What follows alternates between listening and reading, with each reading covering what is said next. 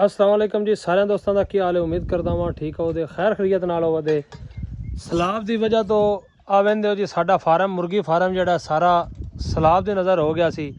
पानी आया पानी पाया तो मुर्गियां भी रुड़ गईयां कुछ मर गईयां लेकिन पानी ही इन्ना ज़्यादा सी।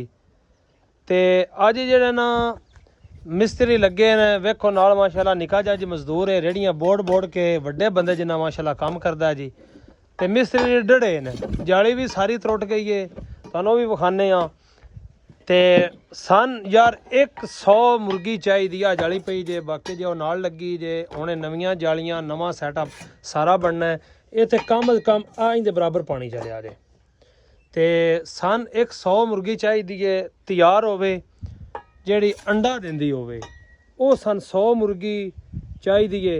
ते जिस भरा कोल फार्म वाले कोल होवे वो सारे नाल जरूर रबता करे जिहड़ी कम अज कम चलो 1 महीने बाद भी देवे ते दिन दी तैयार मुर्गी होवे।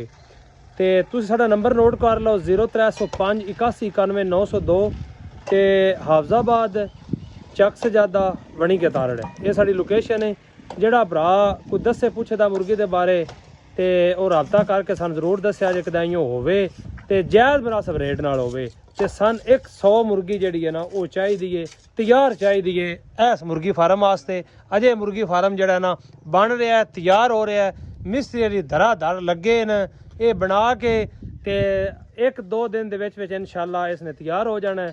ते मोटा सारा सैटअप ला के ते सन मुर्गी जिहड़ी है ना लाजमी चाहिदी है। बहुत शुक्रिया जनाब। अस्सलाम वालेकुम। मस्त रहो।